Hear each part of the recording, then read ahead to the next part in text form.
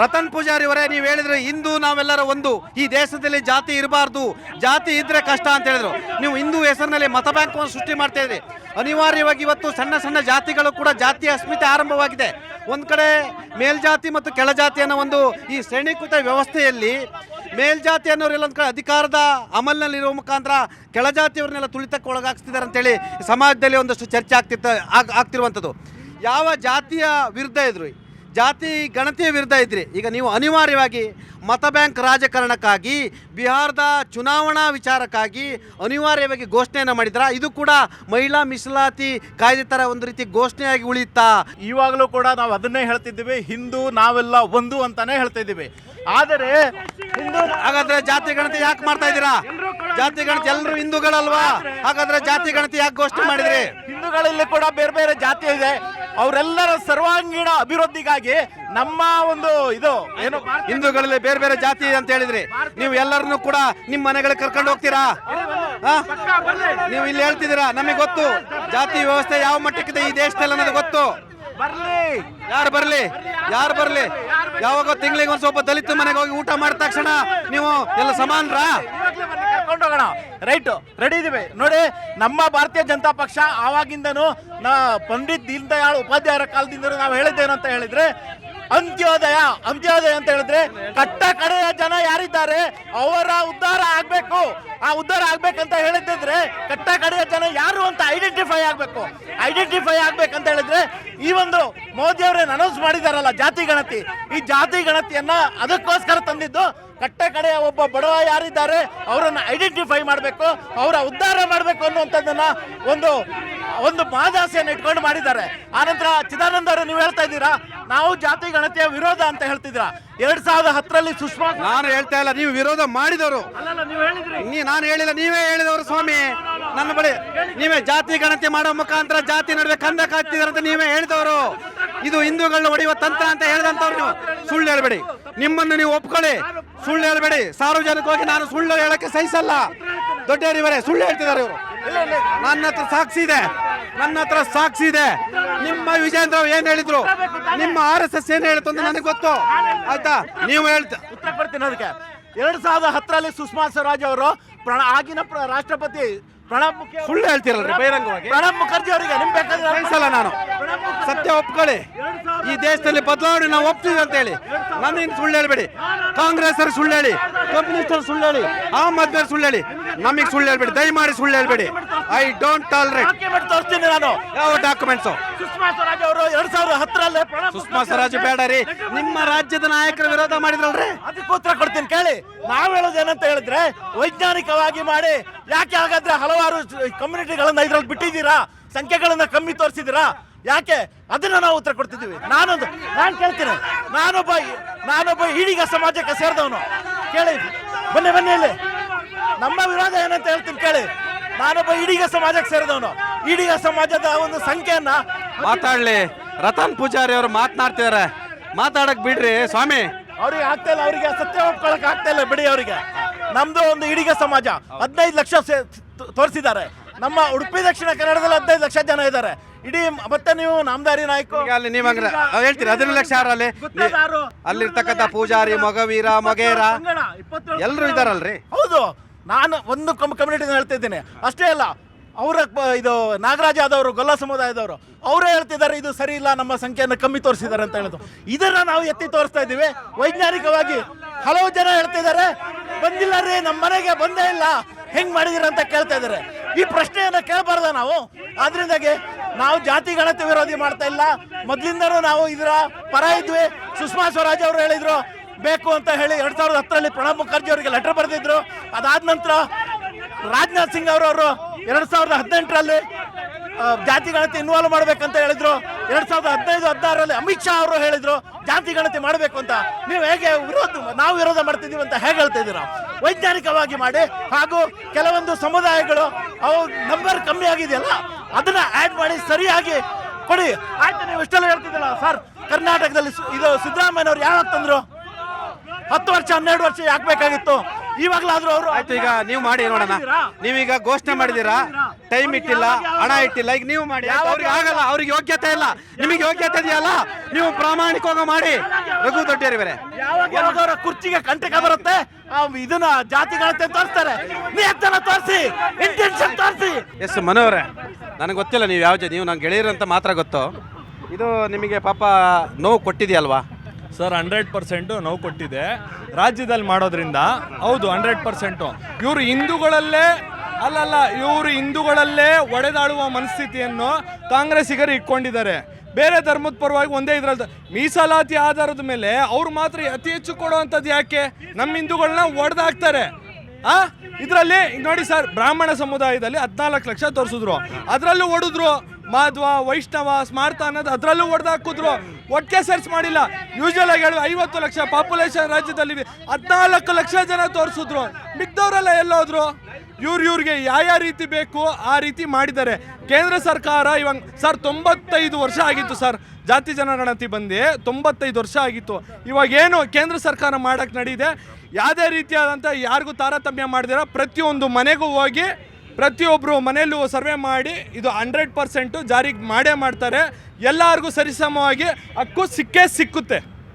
Yes sir, ಕೇಂದ್ರ ಸರ್ಕಾರ ಜಾತಿ ಗಣತಿಯನ್ನು ಘೋಷಣೆ ಮಾಡಿರ್ತಕ್ಕ ತಾವು ಒಪ್ತೀರಾ? ಯಾಕಂದರೆ ನಿಮ್ಮದೇ ನಾಯಕರು ಒತ್ತಾಯವನ್ನು ಮಾಡ್ತಾ ಇದ್ರು, ಈಗ ಅವರು ಮಾಡಿದ್ದಾರೆ. 515 ಕೋಟಿ ಇಟ್ಟಿದ್ದಾರೆ. 515 ಕೋಟಿ ಸಾಲಲ್ಲ, ಒಂದು UPಗೆ ಮಾತ್ರ ಬೇಕಾಗಿರ್ತಕ್ಕಂಥದ್ದು. ಇನ್ನು 25,000 ಕೋಟಿ ಅಂದಾಜು ಬೇಕಾಗಿರ್ತಕ್ಕಂಥದ್ದು.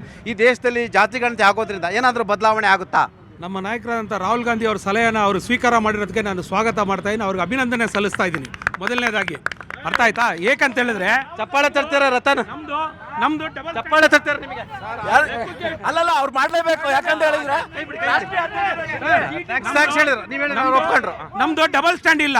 ಇಲ್ಲಿ ಕರ್ನಾಟಕದಲ್ಲಿ ಕಾಂಗ್ರೆಸ್ ಸರ್ಕಾರ ಮಾಡುವಾಗ ಅದನ್ನ ವಿರೋಧ ಮಾಡೋದು, ಮೋದಿ ಮಾಡಿದಾಗ ಅದನ್ನ ಆಚರಣೆ ಮಾಡೋದು. ಈ ಡಬಲ್ ಸ್ಟ್ಯಾಂಡ್ ನಮಗೆ ಗೊತ್ತಿಲ್ಲ, ಈ ಡಬಲ್ ಗೇಮ್ ಆಟ ನಮಗೆ ಗೊತ್ತಿಲ್ಲ. ಅರ್ಥ ಆಯ್ತಾ? ಇದು ನಿಮ್ ಬಂಡವಾಳ ಬೈಲ ಇದು. ಇದೇ ಅಶೋಕ್ ಅವ್ರು ಬಾಯಿಗೆ ಬಂದಾಗ ಬಡ್ಕೊಂಡಲ್ರಿ, ಹಿಂದೂನ ನೀವು ಡಿವೈಡ್ ಮಾಡ್ತೀರಾ ಅಂತ ಹೇಳಿದ್ರಲ್ಲ. ಇವತ್ತು ಹಿಂದೂನ ನೀವೇನ್ ಮಾಡ್ತಾ ಇದೀರಾ? ಇವತ್ತು ಹಿಂದೂಗಳನ್ನ ನೀವೇನ್ ಮಾಡ್ತಾ ಇದ್ದೀರಾ? ನೀವು ಅದೇ ಹಿಂದೂನ ಡಿವೈಡ್ ಮಾಡ್ತೀರಾ.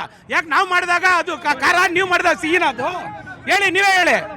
ಸೊ ಡಬಲ್ ಸ್ಟ್ಯಾಂಡ್ ಬಿಟ್ಬಿಟ್ಟು ದಯವಿಟ್ಟು ವಾಸ್ತವಾಂಶ ಏನಿದೆಯೋ ಅದನ್ನ ಅರ್ಥ ಮಾಡ್ಕೊಂಡು ಜನರಿಗೆ ಒಳ್ಳೇದು ಯಾವುದೋ ಅದನ್ನ ಮಾಡಿ. 2021ರಲ್ಲಿ ನಿಮ್ಮ ನಿತ್ಯಾನಂದ ರೈ ಹೇಳಿದ್ರು, ಏನಂದ್ರು? SC ST ಬಿಟ್ರೆ ಬೇರೆ ಯಾರ್ದು ಜಾತಿ ಗಣತಿ ಮಾಡಂಗಿಲ್ಲ ಅಂದ್ರು. ಅವತ್ ಏನ್ ಮಾಡ್ತಾ ಇದ್ರಿ? ಬಾಯಿ ಚಪಾತಿ ಇಟ್ಕೊಂಡಿದ್ರಾ ಅಲ್ವಾ? ನಿಮ್ಮ ಮೋದಿ ಏನ್ ಹೇಳ್ತಾ ಇದ್ರು? ಏಕೈತು ಸೇಫೆ, ಏಕೈತು ಸೇಫೆ. ಎಲ್ಲಿದ್ದೀರಾ ಸೇಫು? ಎಲ್ಲಿದ್ದೀರಾ ಸೇಫು? ಹಿಂದೂ ಮುಸಲ್ಮಾನ್ನ ಹೊಡೆದವ್ರು ಯಾರು? ನೀವೇ ಸ್ವಾಮಿ. ಆಯ್ತು ಸರ್, ಇನ್ನೊಂದು ಹೇಳಿದ್ರು, ಬಟೆಂಗೆ ತೋ ಕಟೆಂಗೆ, ಬಟೆಂಗೋ ತೋ ಕಟೆಂಗೆ. ಏನಕ್ರಿ ಮಾಡ್ತಾ ಇದ್ರೆ ಸೆನ್ಸಸ್? ಸರ್, ಇವ್ರಿಗೆ ಒಂದು ಸತ್ಯ ಗೊತ್ತಿಲ್ಲ. ಜಾತಿ ಅನ್ನೋದು ಒಂದು ಸಿಂಹದ ತರ. ಆ ಸಿಂಹನ ಇಷ್ಟು ದಿವಸ ಕೋಲ್ ಹಿಡ್ಕೊಂಡು ನಾವು ಸಿಂಹನ ಹೊಡಿತೀವಿ ಅಂತಿದ್ರು. ಇವತ್ತು ನಾಚಿಕೆಗೆಟ್ಟು ಲಜ್ಜೆಗಟ್ಟ ರಾಜಕಾರಣ ಮಾಡ್ಕೊಂಡು ಸಿಂಹನ ಬಾಲ ಹಿಡ್ಕೊಂಡು ಹೋಗಿದ್ದಾರೆ. ಇವತ್ತು ನಾಚಿಕೆ ಆಗ್ಬೇಕು ಇವ್ರಿಗೆ. S brother. ಸರ್, ಇವಾಗ ನಾನು ಹೇಳಕ್ ಒಂದು ಇಚ್ಛೆ ಪಡ್ತೀನಿ ಸರ್. ಇಷ್ಟು ದಿನ ಇವ್ರು ಯಾವುದೇ ಸಮೀಕ್ಷೆ ಮಾಡಕ್ಕೆ 11 ವರ್ಷ ಕಾಲಹರಣ ಮಾಡಿದ್ರು. ಇದೇ ರಾಹುಲ್ ಗಾಂಧಿ ಅವರು ಕೇಂದ್ರ ಸರ್ಕಾರದಲ್ಲಿ ಇದೇ ಪಾರ್ಲಿಮೆಂಟ್ ಅಲ್ಲಿ ಒತ್ತಾಯ ಮಾಡ್ತಾರೆ. ಅವಾಗ ಕೇಂದ್ರ ಸರ್ಕಾರದ ಘನವತ್ತ ಮಂತ್ರಿಗಳು ಏನ್ ಹೇಳ್ತಾರೆ? ಇವ್ರಿಗೆ ಯಾವ ಜಾತಿ ಅಂತಾನೆ ಗೊತ್ತಿಲ್ಲ ಅಂತ ಒಂದು ವಿರೋಧ ಪಕ್ಷದ ನಾಯಕನ್ನ ಅವಮಾನ ಮಾಡ್ತಾರೆ. ನಾನು ಹೇಳ್ತೀನಿ ಸರ್, ಅನುರಾಗ್ ಠಾಕೂರ್ ಅವರು ಇತಿಹಾಸದ ಪುಟಗಳನ್ನ ತಿರುಗಿ ನೋಡಿಸ್ಲಿ. ಅವರ ಮುತ್ತಜ್ಜ ನೆಹರು ಅವರು ಅಂತ ಹೇಳಕ್ ಇಚ್ಛಿಸ್ತೀನಿ. ಅವರ ಅಜ್ಜಿ ಇಂದಿರಾ ಗಾಂಧಿ ಅಂತ ಹೇಳಕ್ ಇಚ್ಛಿಸ್ತೀನಿ. ಅವರ ತಂದೆ ದೇಶಕ್ಕಾಗಿ ಪ್ರಾಣ ಕೊಟ್ಟಂತ ರಾಜೀವ್ ಗಾಂಧಿ ಅಂತ ಹೇಳಕ್ ಇಚ್ಛೆ ಪಡ್ತೀನಿ. ಇವತ್ತು ಜಾತಿ ಗಣತಿ ಬಗ್ಗೆ ಇವರು ಅಪಸ್ವರ ಎತ್ತಿದವರು ಇವತ್ತು ಡಬಲ್ ಸ್ಟ್ಯಾಂಡ್ ಆಗಿ ಕೂತಿದ್ದಾರೆ. ಇವ್ರಿಗೆ ಮಾನ ಮರ್ಯಾದೆ ಏನಾದ್ರು ಇದ್ದಿದ್ರೆ ನಿಮಗೂ ಮಾನ ಮರ್ಯಾದೆ ಇಲ್ಲ. ನೀವು 2 ವರ್ಷದಿಂದ ಮಾಡ್ತಾನೆ ಇದ್ದೀರಾ. ಇವ್ರಿಗೂ ಇಲ್ಲ ಮಾನ ಮರ್ಯಾದೆ, ನಿಮಗೂ ಇಲ್ಲ ರೀ. ನಿಮ್ಮ ಹಣೆ ಬರನು ಗೊತ್ತು, ನಿಮಗೂ ಇಲ್ಲ. ಆಯ್ತು. Yes sir. ಇನ್ನೂ ಕೂಡ ಇವರು ಕ್ಯಾಸ್ಟ್ ಸೆನ್ಸಸ್ ಮಾಡ್ತಾರೆ ಅನ್ನೋ ನಂಬಿಕೆ ನನಗಿಲ್ಲ. ಯಾಕಂದ್ರೆ ಇವರು ಯಾವಾಗಲೂ ಒಂದು ನಿರ್ಧಾರ ತಗೊಳ್ತಾರೆ, ಆದ್ರಿಂದ ಉಲ್ಟಾ ಹೊಡಿತಾರೆ. ಈಗ ಮಹಿಳಾ ಮೀಸಲಾತಿ ಪಾರ್ಲಿಮೆಂಟಲ್ಲಿ ಬಂತು. ಅದಕ್ಕೆ ಆ ಮಹಿಳಾ ಮೀಸಲಾತಿಗೆ ಒಂದು ಇಫ್ ಕಂಡೀಷನ್ ಇಟ್ಟರು. ಏನು ಕಂಡೀಷನ್ ಇಟ್ಟರು? ಜಾತಿ ಇದು ಸೆನ್ಸಸ್ ಆಗಬೇಕು ಅಂತ. ಈಗ ಏನು ತಂದಿದ್ದಾರೆ? ಕ್ಯಾಸ್ಟ್ ಸೆನ್ಸಸ್ ಅಂತ ತಂದಿದ್ದಾರೆ. ಅದಕ್ಕೆ ಸೆನ್ಸಸ್ ಯಾವಾಗ ಡೆಡ್ಲೈನ್ ಇಟ್ಟಿದ್ದಾರಾ? ಇಲ್ಲ. ಸೊ ಇನ್ನೂ ಕೂಡ ನನಗೆ ನಂಬಿಕೆ ಇಲ್ಲ ಇವರು ಮಾಡೋದಿಲ್ಲ ಅಂತ. ಯಾಕಂದರೆ historically they are against social justice, ಸಾಮಾಜಿಕ ನ್ಯಾಯ ಅನ್ನೋದಕ್ಕೆ ವಿರೋಧವಾಗಿರೋರು. ಹೌದೇನ್ರಿ? ನೀವು ವಿರೋಧ ಇದ್ದೀರಾ? BJP ಅವರು ಸಾಮಾಜಿಕ ನ್ಯಾಯದ ವಿರೋಧ ಇದ್ದೀರಾ? ಇಲ್ಲ, ಸರ್ ಲೇಟೆಸ್ಟ್ ಉದಾಹರಣೆ ಹೇಳ್ತೀನಿ ಸರ್. 2021 ವರೆಗೆ ನೀಟ್ ಎಕ್ಸಾಮ್ನಲ್ಲಿ OBC 27% ರಿಸರ್ವೇಶನ್ ಕೊಟ್ಟಿಲ್ಲ. ನಿಮ್ ಸರ್ಕಾರದಲ್ರಿ, ನಿಮ್ ಮೋದಿ ಸರ್ಕಾರದಲ್ರಿ ಕೊಟ್ಟಿಲ್ಲ. ಏನಾಯ್ತು, ಸುಪ್ರೀಂ ಕೋರ್ಟ್ ಇಂಟರ್ವ್ಯೂನ್ ಮಾಡಿ ಮೆಡಿಕಲ್ ಸೀಟ್ ಅಲ್ಲಿ OBC 27% ರಿಸರ್ವೇಶನ್ ಕೊಡಲೇಬೇಕು ಅನ್ನೋ ಡೈರೆಕ್ಷನ್ ಕೊಟ್ಟಿದ ಮೇಲೆ ಈಗ OBCಗಳಿಗೆ 27% ಮೀಸಲಾತಿ ಮೆಡಿಕಲ್ ಸೀಟಲ್ಲಿ ಸಿಗ್ತಾ ಇದೆ. ಮತ್ತು ಮಂಡಲ್ ಕಮಿಷನ್ ಜಾರಿ ಆದಾಗ ಅದನ್ನ ವಿರೋಧ ಮಾಡಿ ಹೋರಾಟ ಮಾಡಿದ್ಯಾರು? ಅದು ಬೇಡ ಅಂತ ಇದು ಮಾಡಿದ್ಯಾರು? LK ಅದ್ವಾನಿ, ಇದೇ BJP ಅವರು. ಸೋಷಿಯಲ್ ಜಸ್ಟಿಸ್ ಅನ್ನೋದು ಏನಿದೆ, ಆ ಸಾಮಾಜಿಕ ನ್ಯಾಯ ಅಂತ ಏನಿದೆ, ಅದನ್ನ ನಿಜವಾಗ್ಲೂ ವಿರೋಧ ಮಾಡ್ಕೊಂಡೇ ಬಂದಿರೋದು ಅವರ ಐಡಿಯಾಲಜಿ. ಅದು ಅವರ DNA ಅಲ್ಲಿದೆ. Reservation, they are against reservation ಬಗ್ಗೆ ಅವ್ರಿಗೆ ನಂಬಿಕೆನೇ ಇಲ್ಲ. ನಾನು ಒಂದೇ ಒಂದು ಕೇಳ್ತೀನಿ, ಅವರು ಕೇಳಿಸ್ಕೊಳ್ಳಿ ನಾವೆಲ್ಲ ಹಿಂದೂ ನಾವೆಲ್ಲ ಒಂದು ಅಂತಿರಲ್ಲ. ತಮಿಳ್ನಾಡಿನಲ್ಲಿ ಯಾವ ಜಾತಿಯವರು ಬೇಕಾದರೂ ಪೂಜಾರಿ ಆಗಬೇಕು ಅಂತ ಕಾನೂನು ಬಂದಾಗ ಅದನ್ನ ವಿರೋಧ ಮಾಡಿ ಕೇಸ್ ಹಾಕಿರೋರು ಯಾರು? ಇದೇ RSS ಐಡಿಯಾಲಜಿ ಇರೋರು ತಾನೆ. ಅದು ಒಪ್ಕೊಳ್ಳಿ, ನಾವು ಒಪ್ಕೊಳ್ತೀವಿ ಹಿಂದೂಗಳೆಲ್ಲ ಒಂದು ಅಂತ. ನೀವು ಸರ್ ಒಂದು ನಿಮಿಷ, ಯಾವ ಜಾತಿಯವರು ಬೇಕಾದರೂ ಪೂಜಾರಿಗಳು ಆಗಬಹುದು, ಯಾವ ದೇವಸ್ಥಾನದ ಬೇಕಾದರೂ ಪೂಜಾರಿಗಳು ಆಗಬಹುದು ಅನ್ನೋ ಕಾನೂನು ಕೇರಳದಲ್ಲಿ ಬಂದಿದೆ. ತಮಿಳುನಾಡಲ್ಲಿ ಬಂದಾಗ ಇದನ್ನ ವಿರೋಧ ಮಾಡಿರೋರು RSS ಅವರು. ನೀವು ಒಪ್ಕೊಳ್ಳಿ, ಯಾವ ದೇವಸ್ಥಾನದಲ್ಲಿ ಬೇಕಾದರೂ ಯಾರು ಬೇಕಾದ್ರೂ ಪೂಜಾರಿ ಆಗ್ಬೋದು. ನಿಮ್ಮ ಪ್ರಕಾರ ಈ ಜಾತಿ ಗಣತಿ ಅನ್ನೋದು ಐವಾಷಿಂಗ್ ಅಂತ ನೀವು ಹೇಳ್ತಿದ್ದೀರಾ, ಘೋಷಣೆ ಮಾಡಿರೋದು? ಹೌದೌದು. ಯಾಕಂದ್ರೆ ಇವರಿಗೆ ಒಂದು ಬಿಹಾರ್ ಎಲೆಕ್ಷನ್ ಎಲ್ಲ ಕಾನ್ಸಂಟ್ರೇಟ್ ಮಾಡ್ತಾ ಇರೋದ್ರಿಂದ ಇವತ್ತು ಇದನ್ನ ಮುನ್ನೆಲೆಗೆ ತಂದ್ರ, ಜೊತೆಗೆ ಅದು ಉಗ್ರರ ದಾಳಿಯನ್ನು ಮರೆಮಾಚಬೇಕು ಅನ್ನೋದು. ಜೊತೆಗೆ ಇದೇ ಮೋದಿ ಅವರು 2024 ಒಂದು ಇಂಟರ್ವ್ಯೂ ಅಲ್ಲಿ ಹೇಳ್ಯಾರ, ದಯವಿಟ್ಟು ಚೆಕ್ ಮಾಡ್ಬೇಕು. ನೀವು ಚೆಕ್ ಮಾಡದೇ ಇದ್ರೆ ನಮಗೆ ಉತ್ತರ ನಿಮ್ಮ ಕೈಲಿ ಕೊಡೋಕ್ಕೆ ಸಾಧ್ಯ ಇಲ್ಲ. 2024 ಸಂದರ್ಶನದಲ್ಲಿ ಯಾರು ಜಾತಿ ಗಣತಿಯನ್ನು ಕೇಳ್ತಾರೋ ಅವರು ಅರ್ಬನ್ ನಕ್ಸಲ್ ಅಂತ ಹೇಳಿದ್ದು ಇದೇ ಮೋದಿ ಅವರೇ. ಅದೇ ಜೊತೆಗೆ ಇದೇ ಯೋಗಿ ಆದಿತ್ಯನಾಥ್ ಅವರು ಮಹಾರಾಷ್ಟ್ರ ಅಸೆಂಬ್ಲಿ ಎಲೆಕ್ಷನ್ ಅಲ್ಲಿ ಈ ಜಾತಿ ಗಣತಿಯನ್ನು ವಿರೋಧ ಮಾತಾಡಿದ್ದು ಇದೇ ಯೋಗಿ ಆದಿತ್ಯನಾಥ್ ಅವರು. ನೀವು ಹೆಂಗೆ ಡಿಪೆಂಡ್ ಮಾಡ್ಕೊಳ್ತೀರಿ ಇದನ್ನ? ನೀವು ವಿರೋಧ ಮಾಡೋದು 2 ಇಂಟರ್ವ್ಯೂ ಇಲ್ಲ ಅಂತ ನೀವು ಸಾಬೀತು ಮಾಡಿಬಿಡ್ರಿ, ನಾವು ನೀವು ಹೇಳಿದ್ದು ಕೇಳ್ತೇವೆ.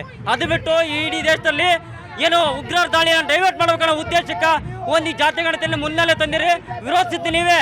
ನಿಜವಾಗ್ಲೂ ಏನಾದರೂ ಈ ದೇಶದಲ್ಲಿ ಅಭಿವೃದ್ಧಿ ಆಗ್ಬೇಕಾದ್ರೆ ಜಾತಿ ಗಣತಿ ಆಗ್ಬೇಕು, ಶೈಕ್ಷಣಿಕ ಸಮೀಕ್ಷೆ ಆಗ್ಬೇಕು, ಮತ್ತೆ ಸಾಮಾಜಿಕ ಸಮೀಕ್ಷೆ ಆಗ್ಬೇಕು, ಆರ್ಥಿಕ ಸಮೀಕ್ಷೆ ಆಗ್ಬೇಕು. ಅದನ್ನ ಮಾಡಿದ್ರೆ ಮಾತ್ರ ಜಾತಿ ಗಣತಿ ಸ್ವರೂಪ ಯಾವ ರೀತಿ ಇರಬೇಕು ನೋಡಿ. ಇವತ್ತು ಭಾರತ ದೇಶದಲ್ಲಿ ಸಾವಿರಾರು ಜಾತಿ ಜನಾಂಗ ಇದ್ದಾವೆ. ಇವತ್ತು 90% ಜಾತಿ ಜನಾಂಗದ ಜನ ಆರ್ಥಿಕವಾಗಿ ಸಾಮಾಜಿಕವಾಗಿ ಹಿಂದುಳಿದಿದ್ದಾರೆ. ಅವರಿಗೆ ಎರಡನೇ ದರ್ಜೆಯ 3ನೇ ದರ್ಜೆಯ ಪ್ರಜೆ ರೀತಿಯಲ್ಲಿ ಇವತ್ತು ಟ್ರೀಟ್ ಮಾಡ್ತಿದ್ದಾರೆ. ಬಹುತೇಕ ಕಡೆ ಅಸ್ಪೃಶ್ಯತೆ ಇನ್ನೂ ತಾಂಡವಾಡ್ತಾ ಇದೆ. ಅವರು ದೇವಸ್ಥಾನದ ಮೆಟ್ಲತ್ತಿದ್ರೆ ಅವ್ರನ್ನ ಬಡ್ದು ಕೊಲ್ತಕ್ಕಂಥ ಸ್ಥಿತಿ ಇವತ್ತು ಕೂಡ ಇದೆ. ಅವರ ನೀರು ಮುಟ್ಟಿದ್ರೆ ಕುಡಿಬಾರ್ದು ಅಂತಕ್ಕಂಥದ್ದಿದೆ. ಈ ರೀತಿ ಅಸಹನೆ ತುಂಬಿರ್ತಕ್ಕಂಥ ಈ ಸಮಾಜದಲ್ಲಿ ಇವತ್ತು ಜಾತಿ ಸಮೀಕ್ಷೆ ಮಾಡಿ ಆ ಮೂಲಕ ಆ ಜಾತಿ ತುಳಿತಕ್ಕೊಳಗಾಗಿರ್ತಕ್ಕಂಥ ಜಾತಿಯನ್ನ ಆರ್ಥಿಕವಾಗಿ ಸಬಲೀಕರಣ ಮಾಡಲಿಕ್ಕೆ ಪೂರಕವಾಗಿ ಆಗಬೇಕು. ಸಿದ್ದರಾಮಯ್ಯ ಜಾತಿ ಸಮೀಕ್ಷೆ ಕಥೆ ಏನಾಗುತ್ತೆ? ಅದು ರಾಜ್ಯ ಮಟ್ಟದಲ್ಲಿ ಈಗಾಗಲೇ ಅವರು ಮುಂದಡಿನ ಇಟ್ಟರು. ಅದು ಕೂಡ ಇವತ್ತು ವಿಶ್ಲೇಷಣೆಗಳು ಕಳೆದ ಬಾರಿನೇ ಹೇಳಿದ್ವಿ. ನಿಮಗೆ ವಿಶ್ವಾಸ ಇದೆಯಾ? ನಿಮ್ಮ 6ನೇ ಗ್ಯಾರಂಟಿನೇ ಅವರು ಘೋಷಣೆ ಮಾಡಲಿಲ್ಲ. ಖಂಡಿತವಾಗ್ಲೂ ಕೂಡ ರಾಜಕೀಯವಾಗಿ ಕಣ್ಣೋರ್ಸಕ್ಕೆ ಯಾರು ಕೂಡ ಆಗೋದಿಲ್ಲ. ಬಹಳಷ್ಟು ದಿನ ಕಾಂಗ್ರೆಸ್ ವಿರುದ್ಧ ಹೋರಾಟ ಮಾಡ್ತಾರೆ. ಹೌದು, ಜಾತಿ ಮಾಡ್ತಾನೆ ಇದೀವಿ ಸರ್, ನಿರಂತರವಾಗಿ ಮಾಡ್ತಾ ಇದೀವಿ ಸರ್. ನಿರಂತರವಾಗಿ ಕಾಂಗ್ರೆಸ್ ವಿರುದ್ಧ ಹೋರಾಟ ಮಾಡ್ತಾನೆ ಇದೀವಿ. ಖಂಡಿತ ಮಾಡ್ತೀವಿ. ಪರವಾಗಿಲ್ಲ. ಅವರು ಕಾಂಗ್ರೆಸ್ ಆಗ್ಲಿ ಬಿಜೆಪಿ ಆಗ್ಲಿ ದೇಶದ ಜನತೆಗೆ ಸುಳ್ಳು ಹೇಳಿದ್ರೆ ಮುಖ ಮುಲಾಜ್ ನೋಡಲ್ಲ ಹೋರಾಟ ಮಾಡ್ತೀವಿ.